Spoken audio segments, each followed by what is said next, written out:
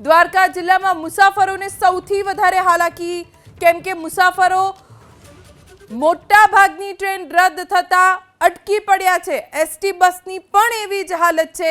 Public transport બંધ થઈ ગયા છે, કેમ કે રેલવે ટ્રેક હોય, રસ્તા હોય, તમામ જગ્યાએ પાણી જ પાણી છે। અને એટલે જુઓ, રેલવે સ્ટેશન ઉપર કેટલી મોટી સંખ્યામાં પોતાનો સામાન લઈને મુસાફરો બેઠા છે।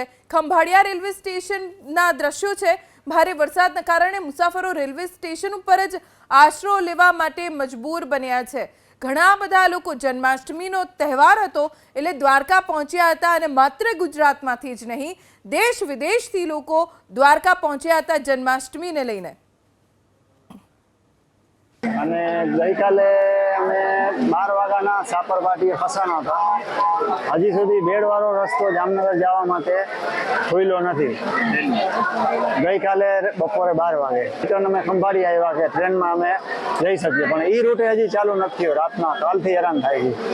ગઈકાલથી કોઈ ટ્રેન, સમજો કે ટ્રેનનો કોઈ વ્યવસ્થા થઈ નથી, અને જવામાં એટલી બધી પ્રોબ્લેમ છે। એક જ રૂટ ચાલુ હતો જામનગરનો, એ રૂટે હજી સુધી એમાંય ટ્રેન કોઈ આવતી નથી। કેટલા કલાક લેટ થઈ ગઈ।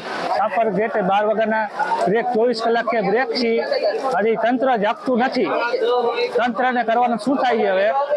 અહીંયા રેલવે સ્ટેશન આવ્યા કે અહીંયા સુવિધા કઈ છે નહીં। ટિકિટ લીધી, ટિકિટ આવી લીધી, એનું કઈ નથી આવ્યું હજી। હવે અમે કરવું શું? હવે અમે જવું ક્યાં હવે અત્યારે?